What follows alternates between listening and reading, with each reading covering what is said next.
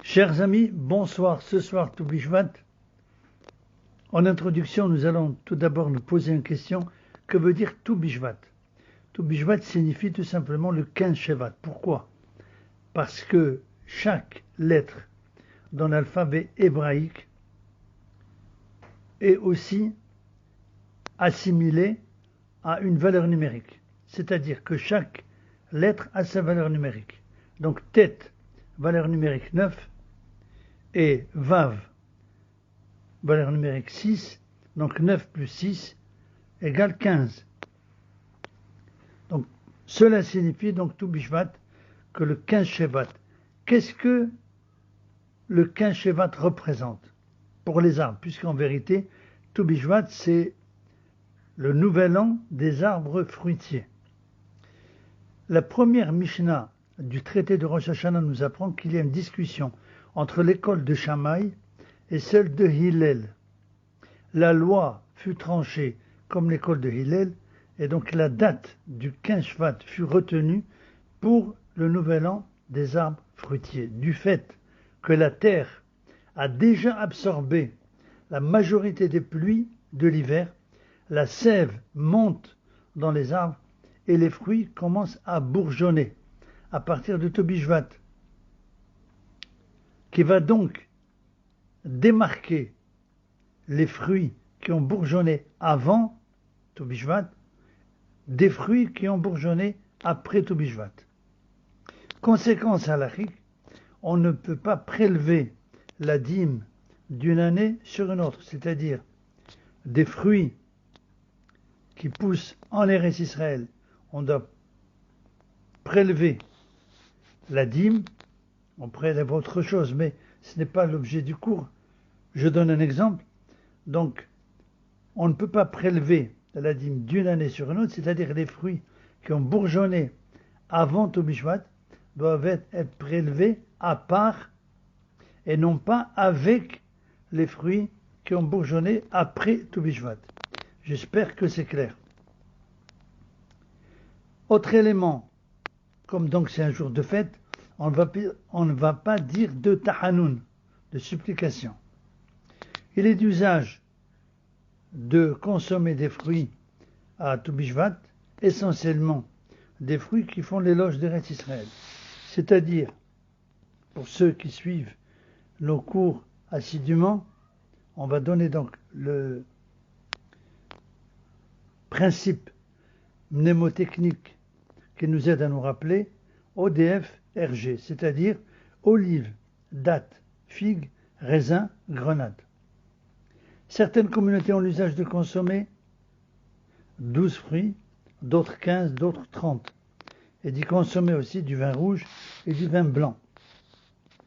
Rabbi Yosef Haïm de Bagdad, appelé plus communément le Ben Ish Chai, a composé une prière spéciale à réciter ce jour pour l'étrog qui sert donc pour la fête de Sukkot, ainsi que pour tous les autres arbres, et en particulier pour la vigne, afin que les récoltes soient bonnes pour pouvoir faire le kiddush sur du vin de qualité.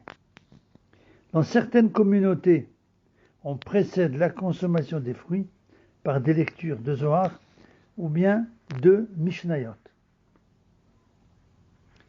Qui parle de fruits parle donc de bénédiction, et on va voir ce que le Talmud nous enseigne. Tout d'abord, le Talmud nous enseigne comment dire les bénédictions sur les fruits. D'où tire-t-on les prescriptions qui s'y rapportent?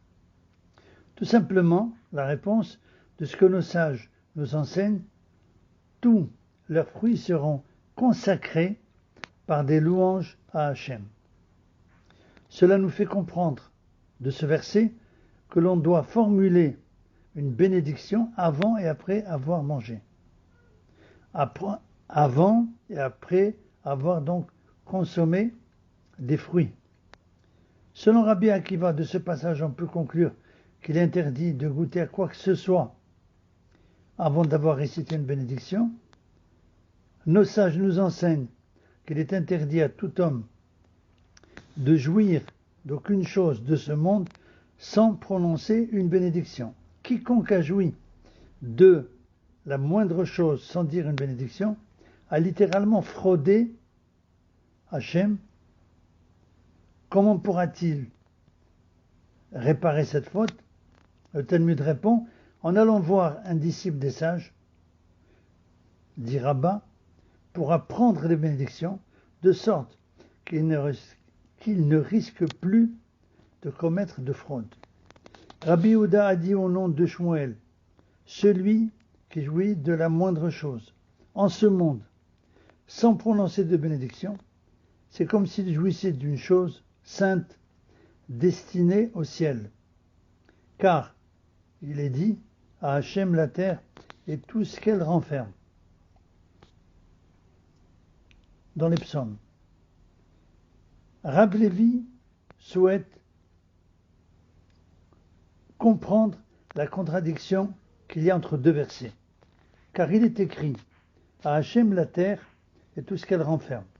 Mais aussi, un autre verset qui dit, dans les psaumes, les cieux sont les cieux d'Hachem, mais il a donné la terre au Fils de l'homme. A priori, donc, c'est une contradiction. Le Talmud répond, ce n'est pas une contradiction.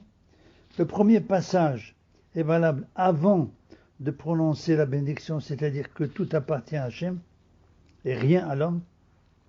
Le second, tout ce qui est donc sur terre appartient à l'homme, après avoir prononcé la bénédiction. Pour sa part, Rabbi Bar Papa a dit, quiconque jouit de ce monde sans prononcer de bénédiction, c'est comme s'il volait, le Saint béni soit-il, et la communauté d'Israël. Car celui qui vole son père et sa mère, et qui dit, ce n'est pas une faute, est le compagnon du destructeur, son père, dit le Talmud, c'est le Saint béni soit-il, dont il est dit, n'est-ce pas ton père qui t'a formé, dans le Deutéronome, sa mère, c'est la communauté d'Israël. Comme il est dit, dans le verset des Proverbes, écoute, mon fils, l'instruction de ton père, et ne rejette pas l'enseignement de ta mère. Que signifie le compagnon du destructeur? Pose la question le Talmud.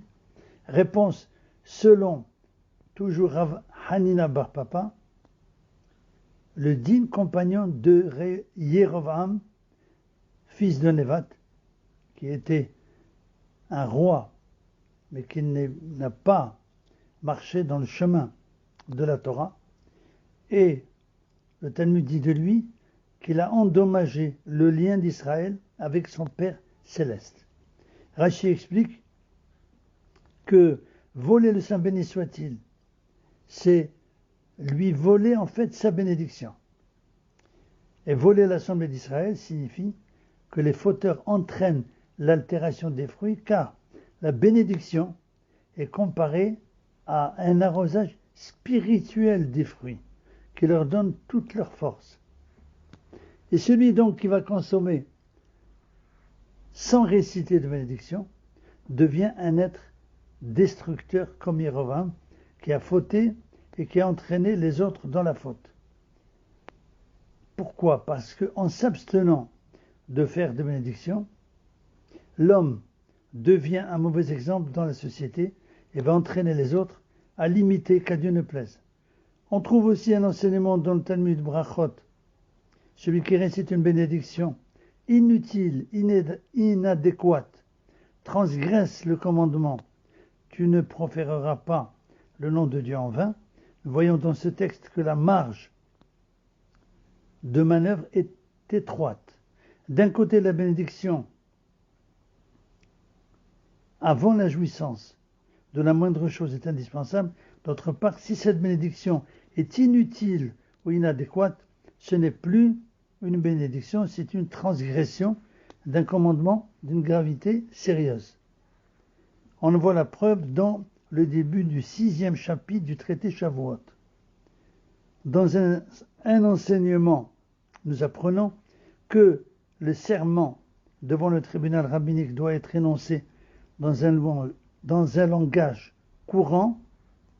On avertit l'accusé que le monde entier a tremblé quand le Saint béni soit-il a dit sur le mont Sinaï, tu n'invoqueras pas le nom d'Hachem en vain. Voilà donc ce qu'on pouvait dire pour Tou Bishvat. Il y a encore pas mal de choses à dire, mais nous allons nous limiter ce soir pour ces enseignements. Et je vous souhaite donc de très bonnes fêtes de Tou Bishvat et d'écouter les prochains cours concernant les bénédictions. Merci de votre écoute. À bientôt, Bezat Hashem.